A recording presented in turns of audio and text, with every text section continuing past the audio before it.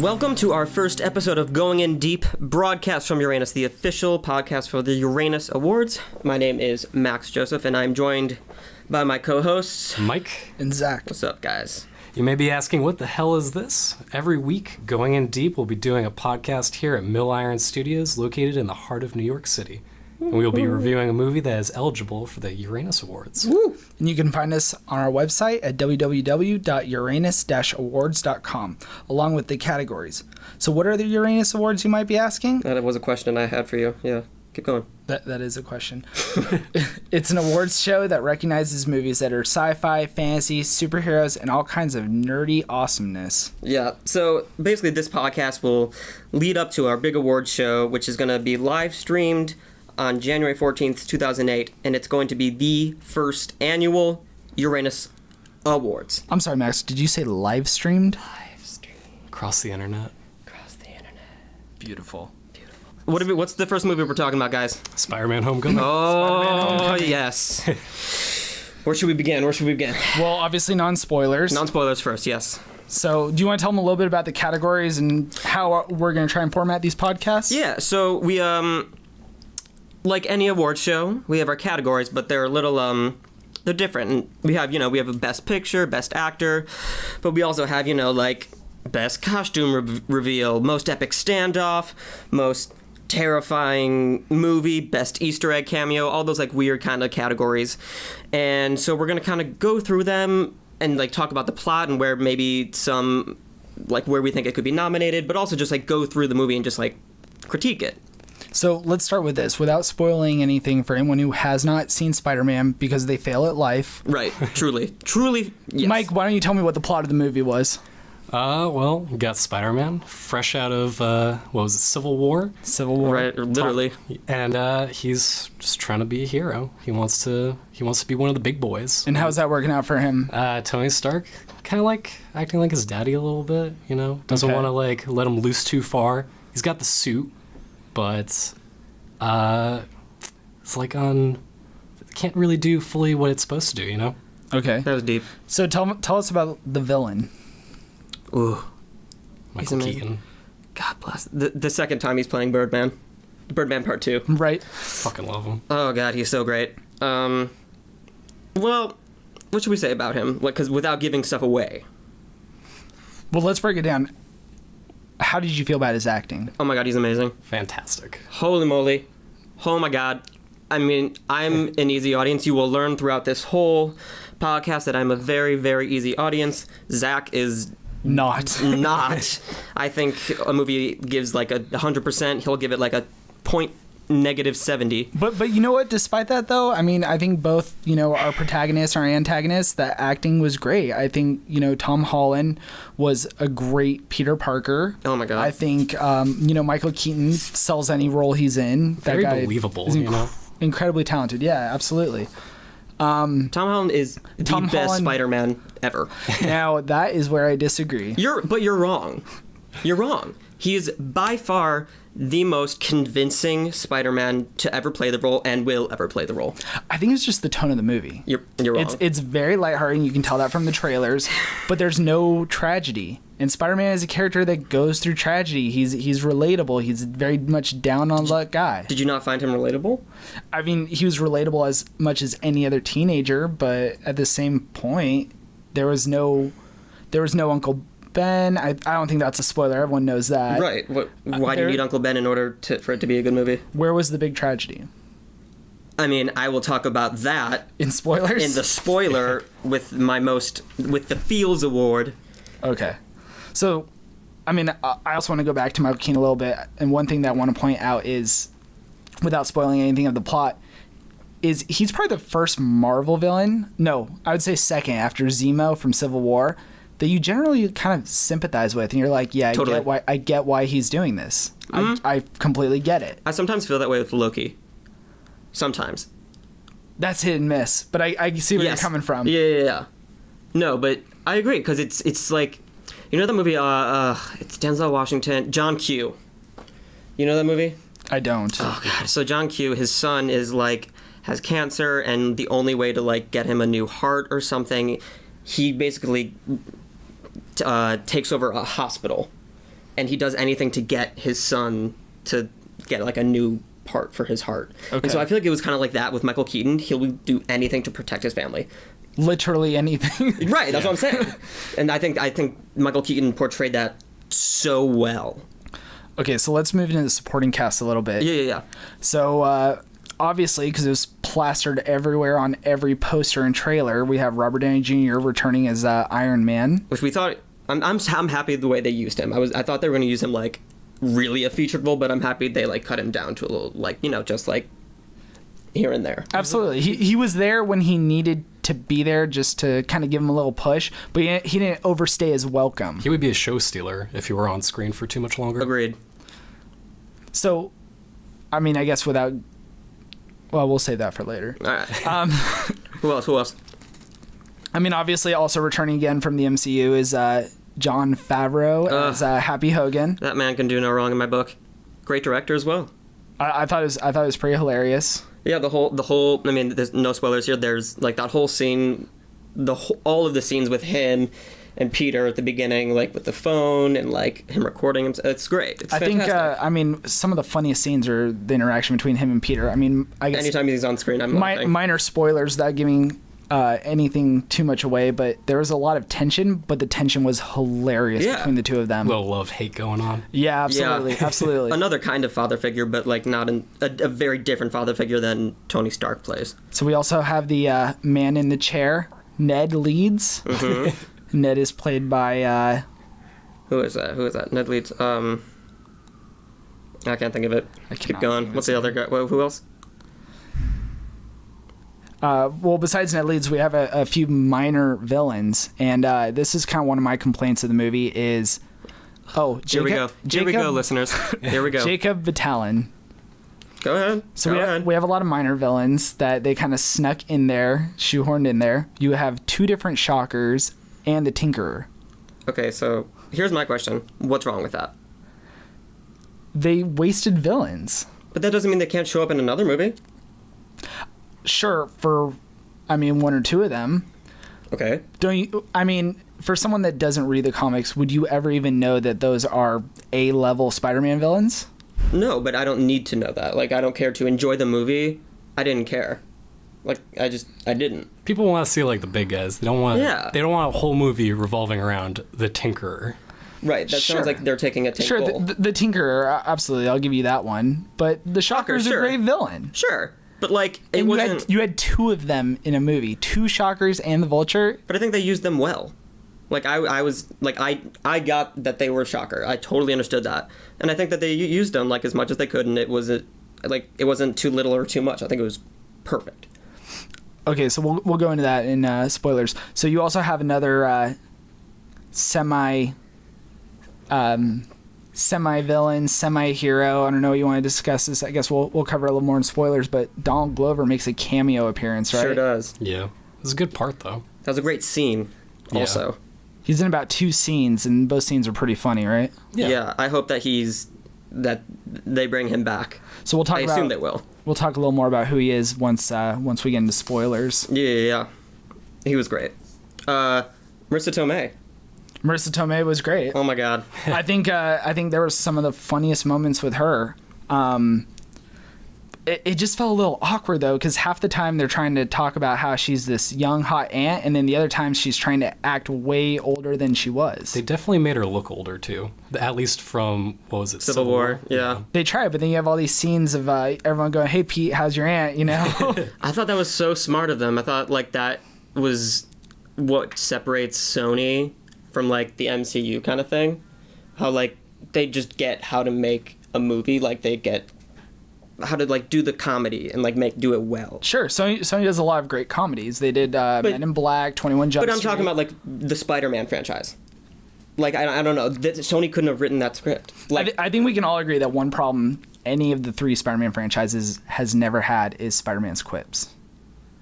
what? Tobey Maguire, Andrew Garfield, Tom Holland, when they're in the costume, the quips are always pretty good. Sure. Yeah. It was just the best this time. Yeah. All right. Right, Zakk? So we have another supporting cast member, and that is Zendaya as Michelle. Yeah. Mm-hmm. I thought she was in the top 3 funniest characters for me. I'm not gonna lie. Her one-liners killed me. But that's all she had was one-liners. We had a discussion about this the other day. You did not like her. I didn't say, You didn't think she was necessary in this movie. I didn't say that I didn't like her. I said that she was unneeded and was just kind of there just to be there. That's why she's in a supporting role. She's not a lead or anything. Exactly. Sure. But, I mean, why did she get more hype than Liz Allen? Because it's a name, you know? Well, you got the actress. Exactly. And people want to guess at who her character is. So that's actually something I was looking at earlier Hashtag today. spoiler. Laura Harrier, the girl that plays Liz, she hasn't been in much, but I thought she did a really good job. She was adorable. I mean, eventually we'll get to this, but like the best romance, I thought they were adorable. Super cute. I totally bought that she would be Spider-Man's, high school crush, like his dream And it felt girl. real. It absolutely did. As opposed to the other franchises where, I don't know. But that's one thing I did actually really like is it was less of a romance and more of just a high school crush. Sure. And they said right from the start, as soon as they said they were making this movie, they said it was going to be very John Hughes, Ferris Bueller's Day Off, Breakfast Which Club. they literally and did. They got it perfectly. A lot of high school scenes. Absolutely. High school drama. And the kids actually looked like they were in high school, so points for them.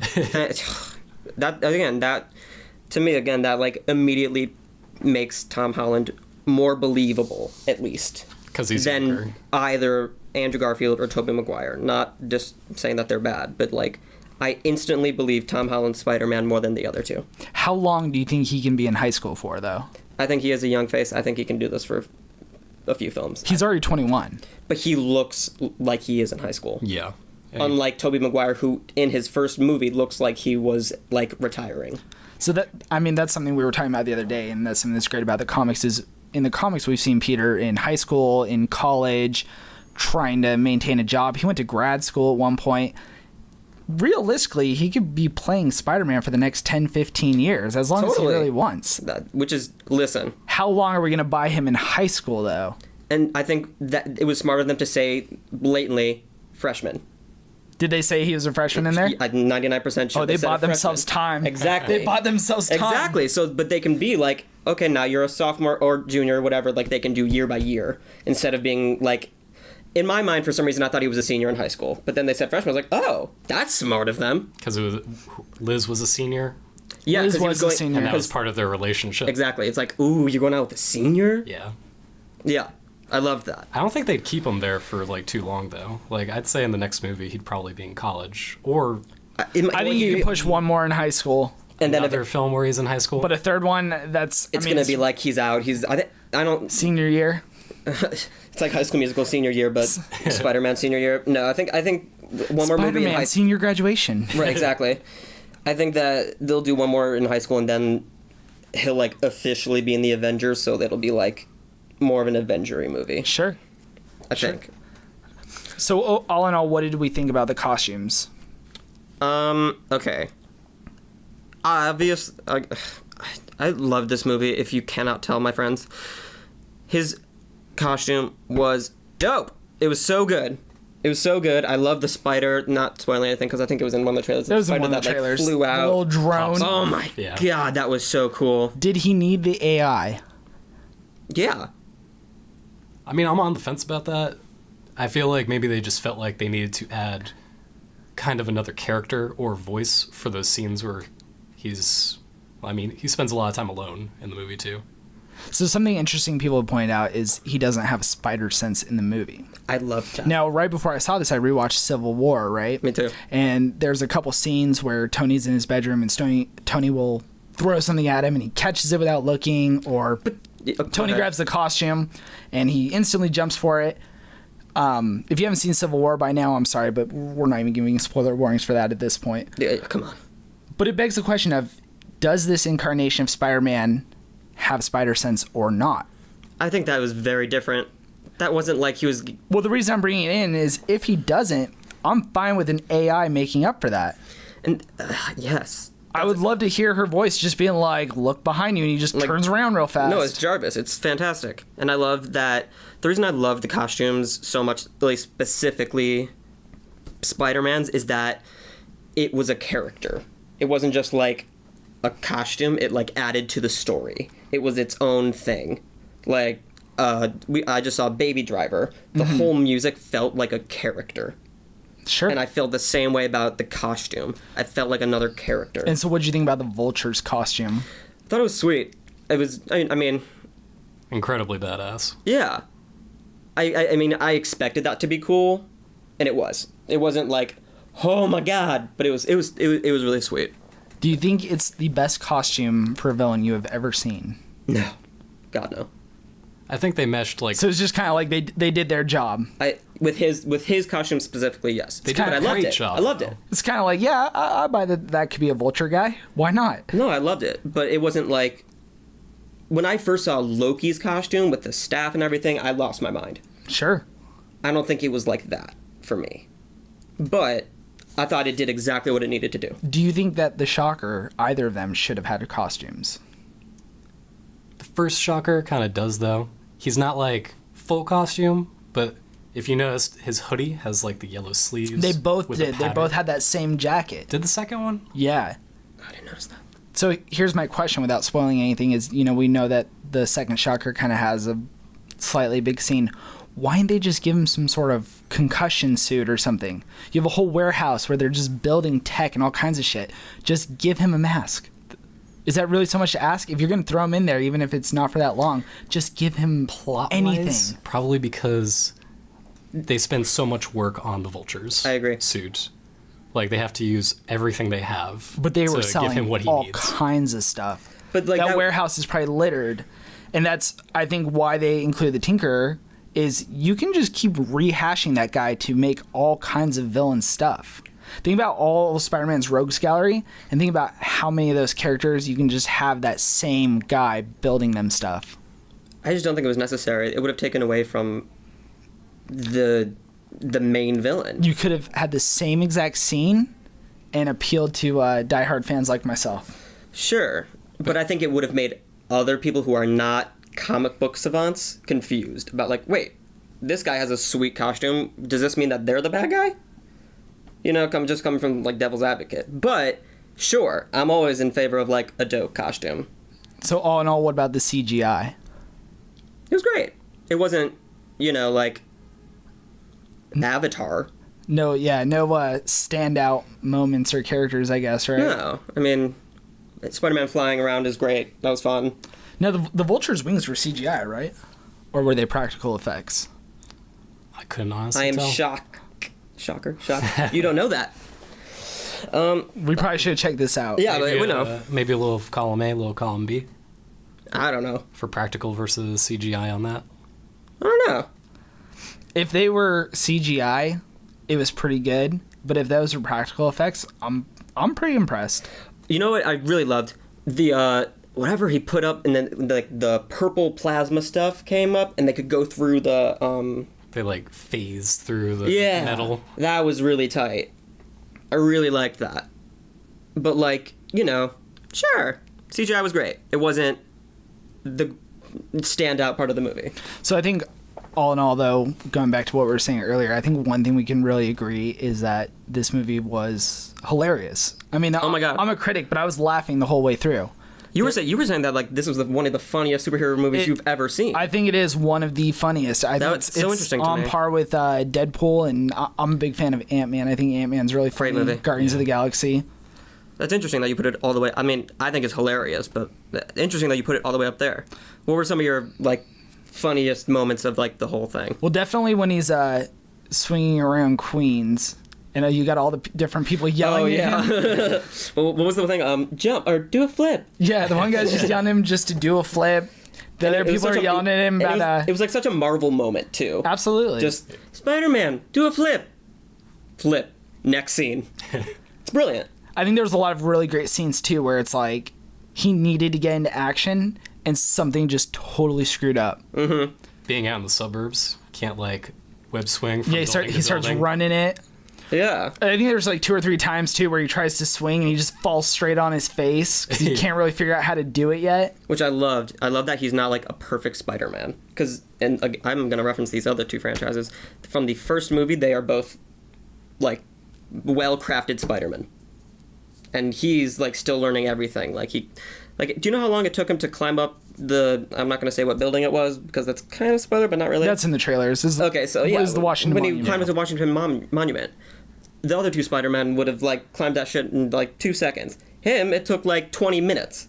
And I love that. I love that like he's still learning. He's still like training. I loved that. Okay, so do you think it's safe to get into spoilers now? Yeah, why not? Let's do it. Okay, so final spoiler warning for anyone listening. Spoiler alert. Cue music. Do-do-do-do. We should actually probably get some music. I'm like, yeah, I'll get my buddy to do that. Okay, so I mean, definitely the 2 biggest. Well, I mean, there's really 2 big Easter eggs and 1 big twist. So I guess we'll start with the big twist. But can I just say how cool the award is itself? The title of this award. The M. Night Shyamalan Award. This is called the Biggest Surprise, aka the M. Night Shyamalan Award. Continue. Okay, so what was the quote-unquote big twist of the movie? Please. I mean, I think there's a couple big twists in there. What What was the biggest one? For the plot of Spider-Man is Vulture being Liz's dad. Liz's dad. So Oh my god. So the girl he has a crush on, her dad is a villain. Is Michael Keaton. And Mike and I got to see it together. And unlike Zakk, we don't like to read spoilers because we like to, be surprised. Zakk likes to know I everything. know everything as soon as it is available. Yeah, I don't want to see that. So Mike and I were sitting next to each other, and then like he opens the door, and we just looked at each other with open mouths. So we're like, Peter Parker's there to pick her up, and Michael Keaton's just out "Oh the my door. god!" Everyone. You can see the look on his face, and he literally looks the whole time like he's just shitting his pants. It was so It's well pretty acted great. between the 2 of them. Oh yeah. my god, it was so good. See, and even that was funny too because he realizes Michael Keaton's the Vulture, but Michael Keaton for the he's like, longest "Oh, time this is a nice doesn't really kid." realize. Yeah, he's like, "Oh, Peter Parker, cool." Michael Keaton's laughing the whole time, thinking that this kid's just embarrassed to pick up his daughter. Right. Meanwhile, he's Oh my god. And, Classical moment there. oh, it's so good. Boy's there to pick up the girl. He's nervous about the dad. Yeah. Except Right. here, the dad's fucking Vulture. Super villain. Oh, it was so good. And I loved it in the atmosphere in the theater because there was a bunch of like, but there was a bunch of just like, ha. But that's again, going back to what we were saying earlier. That's why he's kind of relatable. He has a wife, he has a daughter, and Yeah. Tony Stark yet again kind of screwed things up for people. If you look at the whole MCU, Tony Stark screws more things up than Oh, yeah. really he helps. Yeah. If you watch Civil War, their whole thing about, the Avengers can't go into other countries and just do their will. Literally the first time he puts on an Iron Man costume, he goes to the Middle East and starts killing people. Yeah. No, absolutely. Yeah. The whole premise of Age of Ultron is he messed fucked up. Yep. And I like that he said, "I want you to be better than me." Absolutely, like Captain America. Right. It was great. I loved that. What the other? So 2 big Easter eggs. I mean, I don't know if I'd call them twists, but the one everyone saw coming a mile away is Michelle is Zendaya, or Michelle is. You can do it. Try that one more time. Well, she is Zendaya, but she's also MJ. Right. I mean, we also have a category called Worst Kept Secret, and I think that was That's pretty it. obvious to That's it. literally everyone. And for the 2 years or whatever this is in production, everyone's going, you were MJ, huh? And she was denying it to the nail. No, Right. I'm definitely not. Of course. And no one believed her. But I mean, of course you have to do that. But yeah, I find it interesting that Marvel and Sony both are trying to backpedal, and they're like, "Oh, that was just a little nod, but she's not necessarily the Mary Jane you know." yeah, okay. Okay, here's my argument: they could have thrown MJ into a sequel and just focused on Liz, and it would have been the same movie. Just trim a little fat. I disagree. However, if they introduce an actual redheaded Mary Jane Watson, I'm gonna be upset. Because that then, would- it's like, because then, wait, what? especially, why was she in this movie then? I don't think they do that. 2 MJs? Well, there's rumors going around that that's what's gonna happen, right? Because they're just Yeah, like, they're well, like that's not going really back and who forth. she is. Oh, it's just a nod. Yeah, okay. But one thing someone pointed out to me that I thought was really interesting is in the scene at the end where she says, "My friends call me MJ," a tiger walks by in the background. What? So when Mary Jane is first introduced in the comics, the first thing she says when Peter meets her is, "Face it, Tiger, you just hit the jackpot." Their Oh school my mascot. God. Their school mascot is a tiger. I'm like, that's a nice little nod. I love I appreciate that. What a good Easter egg. I appreciate that. That's Never would've seen that. fantastic. So they Never would've especially recognized that. can't replace her now. That is awesome. So let me ask you guys this though: would we be okay with? I mean, Spider-Man in the comics has had. You know many I'm gonna say girlfriends, yes, right? but go ahead. I don't even know if you're asking, but I'm Would, gonna say would yes. we be okay with every single one of these movies? He has a different love interest. Where did that come from? Why would he have a different love interest? I mean, do we want to see Gwen Stacy again? No, I want MJ. Yeah, there's like a few different girls. That Well, they could he go has a through. lot of girls. Gwen Stacy, and one of those girls is in there. Betty Brant. She's kind of on the awkward school news or Right. whatever. No, Do we want to see him date her? I mean, no, I think it should be MJ. I think that's what fans want. I assume everyone knows who MJ is. If you are a Spider-Man fan in general, like if you've watched the movies, you know who MJ is. I want MJ. So think about it even like this though. They don't really know each other, and they're not really friends. But that's so cool. If you wanted, you could have Gwen Stacy come in the sequel. She's kind of Liz's replacement since Liz goes away. But why would you do that when MJ's Michelle there? and Peter are starting to become better friends, and then after Gwen dies again, mourning some loss. No. I mean, they could just go straight into a relationship between Peter and Michelle. Like, they were on the same debate team, or the science team. Yeah. And she knew his schedule, and there were, like, little nods that, like, she was interested in him from, like, the beginning. They have to do that. I'll be so mad if it's not MJ. I don't want to see Gwen Stacy. I like Gwen Stacy. I love Gwen Stacy, but Who doesn't want to see her neck get snapped again? Oh my god, that was terrifying. And that's what I was talking about Spider-Man having tragedy.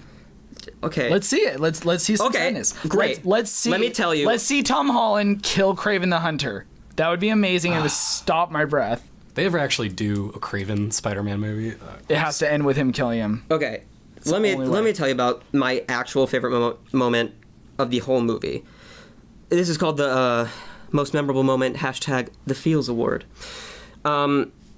There is a moment when Vulture like collapses the ceiling on Spider-Man, and you're gonna riff off of me when he does this, but he is under all the rubble, and he's like, there's like Tony Stark's words in his mind and like whatever, and then there's like this awesome image of him like in the water, like his face, he's looking at his reflection, and half of it is like his homemade Spider-Man mask, and then the other is like his face, and then Tom Holland just like he roars out this primal scream of like, get me out, I can do this, come on Spider-Man, come on Spider-Man. I was crying. So It was so good, and I kid you not, the best part of the movie, and one of my favorite parts of any MCU movie I've ever seen. So a lot of people know that the imagery from that and that whole scene that's ripped straight out of a classic Spider-Man comic, right? And I think they even did it with the Tobey Maguire Spider-Man. What I really loved about that though is when he first regains consciousness, he freaks out. He doesn't muster up the strength right away and pushes off. He screams for help like anyone would do. And like a kid. Like a kid. Yeah, like a kid. he is a kid. He freaks out. It was so He's good. scared. I appreciated that. It was so good. Because he knows he's strong, but he's not that strong. At least he thinks at first. But I feel like, again, God, I can't shut up about it. Tobey Maguire and Andrew Garfield would have gotten out of there in 5 seconds. Yeah. Probably. And I love that he could not get out. I loved it. Ugh. But that Okay, whole so- moment, that's where he becomes Spider-Man. 100%. He's wearing his original costume. Right. So speaking of costumes, let's get into that Easter egg a little bit. Oh, at the end? At the end. So at the end, there's two more yeah. Easter eggs, and there's another Easter egg from before I want to talk about a little bit. Oh my god, it's so good. So what do they show at the end? They show Iron Spider Okay. Or like a variation on it, at least. It's their version of the Iron Spider. Yeah. And that is one of the reasons that this should be up for best costumes. Oh my, that thing, I didn't know what it meant. Mike had to like whisper to me like, "That's Iron Spider." I was like, "Oh, cool." I was just so Did you excited. go home and Google it after that? No, but I just like because I was working on this whole project in general, but that was so cool looking. Yeah, it was pretty badass. So, will he wear it in Infinity War? God, I hope so. I really, really hope so. That would have been rude. That's like there's a stage direction if in theater if there's a gun on stage ever, it has to be used. Chekhov's gun. Right.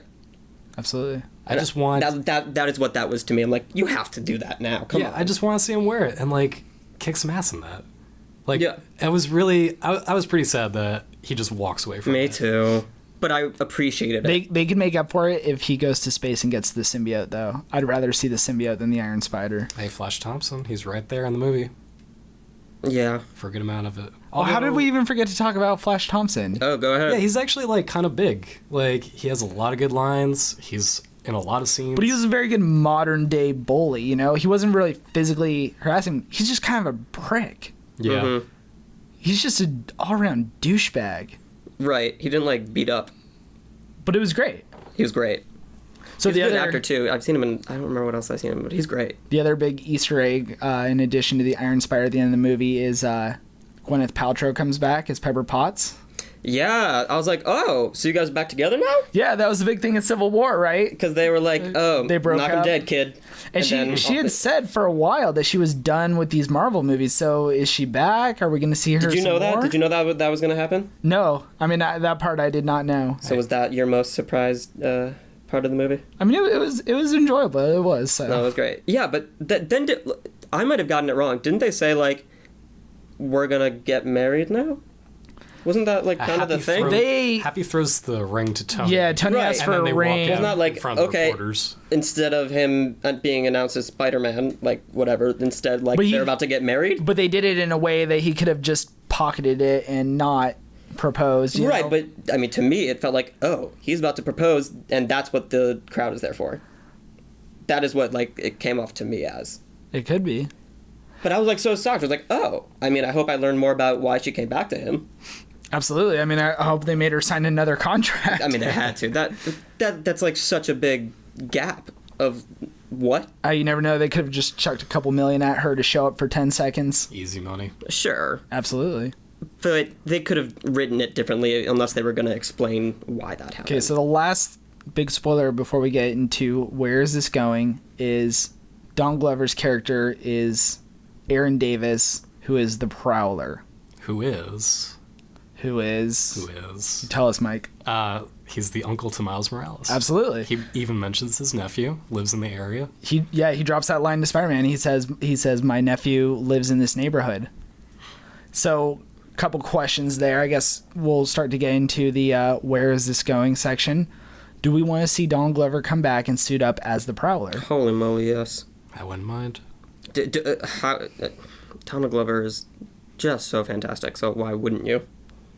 I mean, that kind of seems to be the Marvel trend, right? You have Iron Man 1, and then in Iron Man 2, you get War Machine, you have Captain America, and then the second The one... first Captain America? Captain America, the first Captain America, absolutely.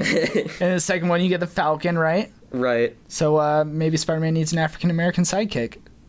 I don't know. I'm excited. They can branch off, do even more Spider-Man movies that way. Do we want to see Miles Morales in these movies? It's up to the studios to decide. What do you want? What do I want personally? Yes, Mike, what do you want? Man, I wish I knew more about him, that's for sure. But he seems like a pretty cool character. Do your homework, Mike. He's got a cool costume, that I know. Absolutely, the black and red. Yeah, it's badass. So I think they laid the perfect backup plan. If Tom Holland ever doesn't want to do Spider-Man anymore, you just introduce Miles Morales and you have more Spider-Man movies.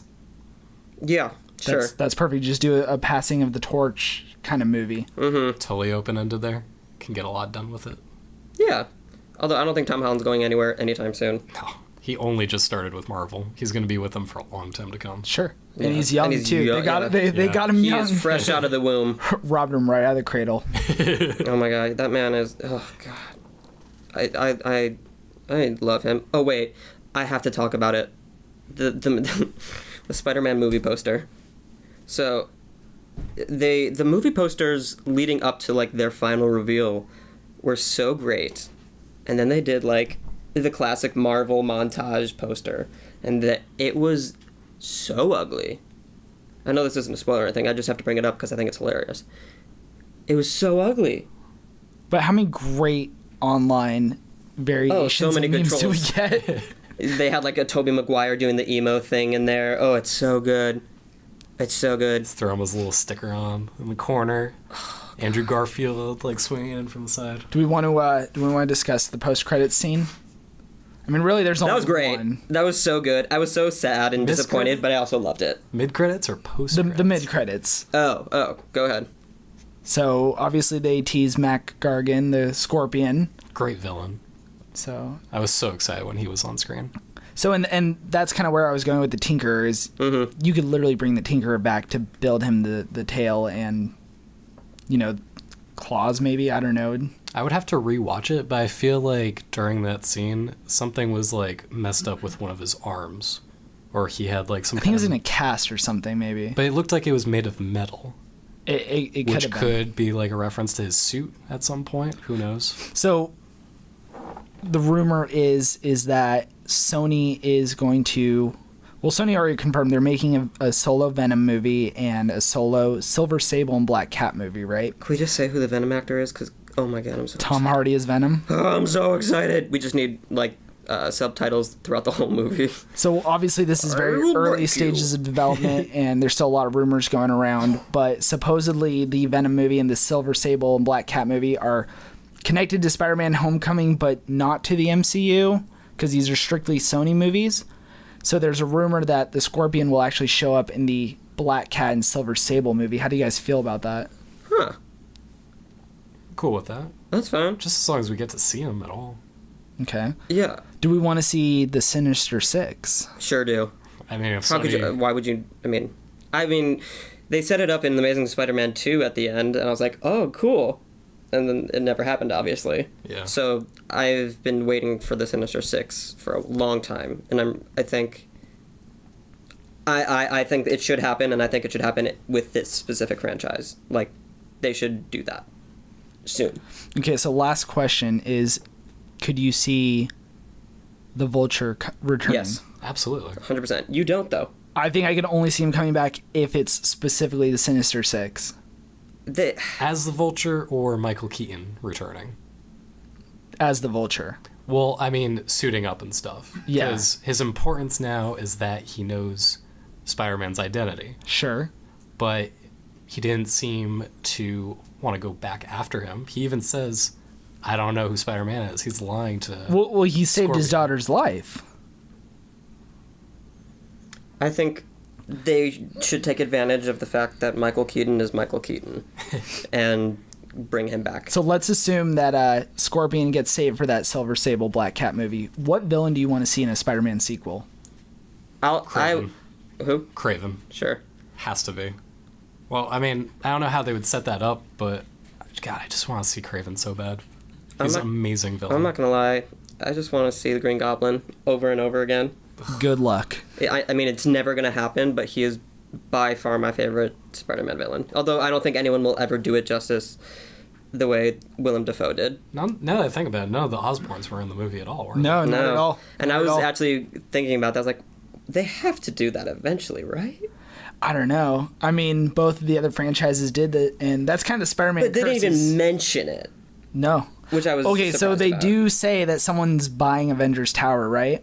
What if it's Norman Osborn? Oh, okay. What if? Because they did say I wanna buying. see Like, it. I was like, who's My gonna buy the tower? other thought was, what if behind the scenes Marvel made a deal with Fox, and that's going to be the Fantastic Four tower? I But mean, that's some real wishful thinking. I mean, that's getting. That's out there. But I believe it. it's out there. But I mean, they Believable. could rock either one, right? Yeah. Who would you want to see for villain? I want to say Mysterio. I would Also really very cool. love to see just a real trippy, like optical illusions, like on par with Doctor Strange, like Spider-Man just tripping out.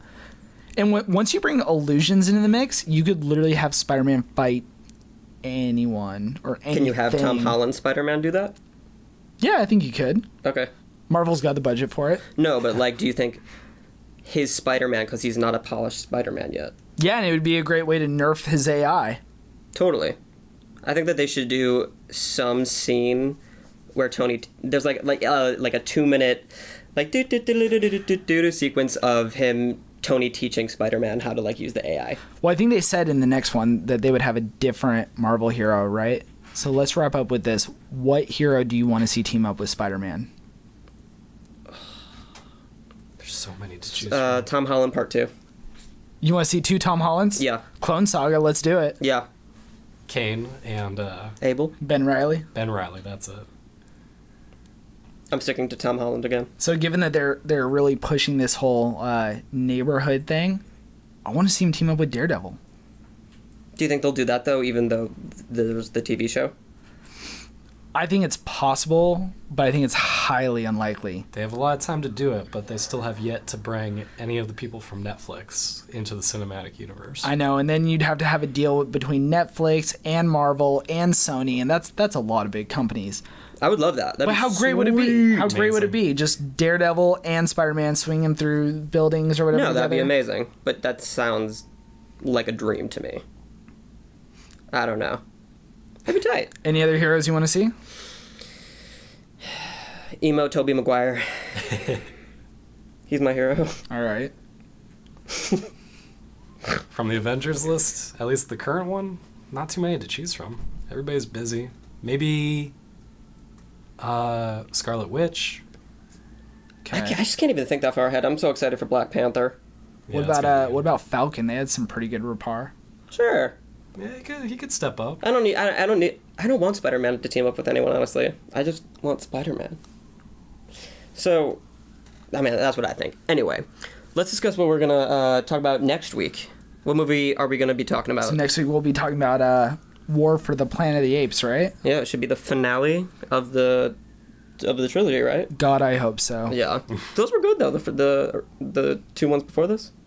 They are long and boring. I disagree. I think they were great. And okay, talk about CGI. Yes. Okay. Absolutely. Come on. Well, I guess we'll cover that next week, right? Yeah, I'm excited to see it. I think it's gonna be great. But I think that wraps up this episode. Also, feel free to follow us on social media. Twitter and Instagram is at Uranus Awards. We also have a YouTube channel. Just look up Uranus Awards. And you also find us on SoundCloud, which is where this is going to be posted. So, follow us. Oh, and obviously the Facebook page, Uranus Awards. Facebook.com/Uranus Awards. Yeah. Time to sign off. Yeah, I think so. Thanks for tuning in for the first episode of Going In Deep, broadcast from Uranus.